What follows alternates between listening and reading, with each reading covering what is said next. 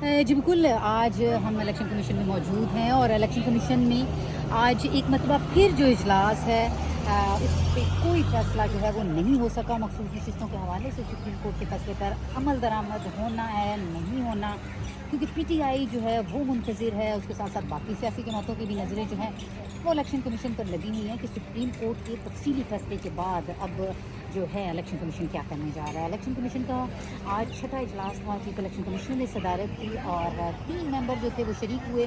Member Khyber Pakhtunkhwa जो हैं, जिससे रिटायर इकरामुल्लाह, उनकी अदम शिरकत थी और उन्होंने वो इजलास में शरीक नहीं हुए थे। वो जल्दी रवाना हो गए थे इलेक्शन कमीशन से और अब कानूनी टीम ने भी जो है मिल बैठे हैं, सर जोड़ रहे हैं और रोज़ाना की बुनियाद पर ये सारे जो हैं सर जोड़ रहे हैं और दिख रहा है कि इन्होंने अब क्या फ़ैसला करना है। इसके साथ साथ हम आपको ये भी बताते चलें कि सुप्रीम कोर्ट के तफसीली फैसले पर जो है वो इजलास में ब्रीफिंग दी गई और हतमी फ़ैसला आज भी नहीं हो सका। हतमी फ़ैसला कब होगा ये अब आइंदा आने वाले दिनों में पता चलेगा, क्योंकि तफसीली फ़ैसला जो था वो इलेक्शन कमीशन को मौसूल हो चुका है सुप्रीम कोर्ट का। इसमें जो मुशावरत है उस मुशावरत में कौन कौन जो मेंबर है वो मुत्तफिक है सुप्रीम कोर्ट के फैसले से, कौन मुत्तफिक नहीं है, ये आइंदा आने वाले दिनों में पता चल जाएगा।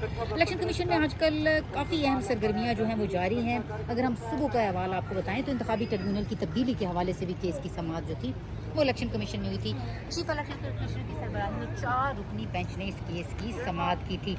दरख्वास्त गुजारों के वकला जो थे वो इलेक्शन कमीशन में पेश हुए थे और हम आपको बताते चलें कि ये जो इस्लामाबाद से मुस्लिम नून के तीनों MNAs ने दरख्वास्तें जो थी वो दायर कर रखी थी। उसमें शोएब शाहीन, आमर मुगल, अली बुखारी ने ट्रिब्यूनल तब्दीली के खिलाफ जो दरख्वास्तें थी वो दायर की थी। इलेक्शन कमीशन ने फरीकैन को जो है वो नोटिस भी जारी किए थे और इसमें इलेक्शन कमीशन ने रिटायर्ड जज को इलेक्शन ट्रिब्यूनल जो है वो तैनात कर दिया था और अदालत ने इलेक्शन कमीशन को मामला वापस भेजते हुए दोबारा समाअत की हदायत की थी। तो आज जो थी वो पहली समाअत हुई थी। दोनों जो वकला हैं, अगर हम मुस्लिम लीग नून की बात करें उम्मीदवारों के, PTI के उम्मीदवारों की बात करें, तो जो दोनों फरीकैन थे, दोनों फरीकैन के वकला ने वक्त मांगा है। और अगर हम बात करें मुस्लिम लीग नून के वकला की तो उनका ये कहना था कि 2 हफ्ते का वक्त दे दें, और जिस पर चीफ इलेक्शन कमीशन ने कहा कि 2 हफ्ते नहीं दे सकते और समाअत जो है ये आइंदा मंगल तक जो है वो मुलतवी कर दी गई है।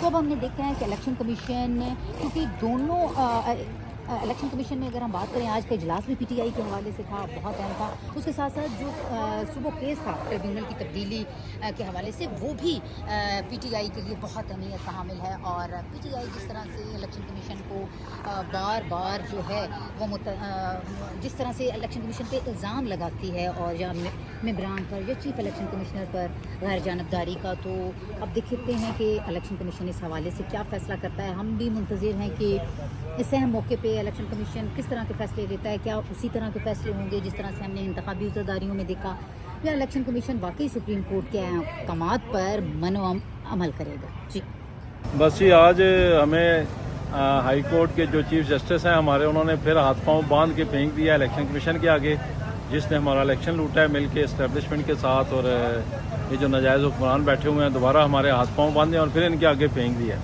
तो आज हमने उन्हें रिक्वेस्ट किया कि हमें थोड़ा टाइम दिया जाए तैयारी का, तो 1 हफ्ते का हमें टाइम मिला है। और मीनवाइल हम दोबारा इस्लामाबाद हाई कोर्ट में ICA भी हमने फ़ाइल आज की है, तो उम्मीद है हमें हाई कोर्ट से उम्मीद है हमें रिलीफ मिलेगा। देखें जी, वैसे तो पूरी कौम को पता है, लेकिन कल जो सुप्रीम कोर्ट का फैसला आया उसके बाद तो ये बात वाज़ेह हो गई है कि ये यानी कि तस्दीक कर दिया सुप्रीम कोर्ट ने कि इलेक्शन कमीशन 8 फरवरी 2024 का जो इलेक्शन डकैती है उसमें शामिल है।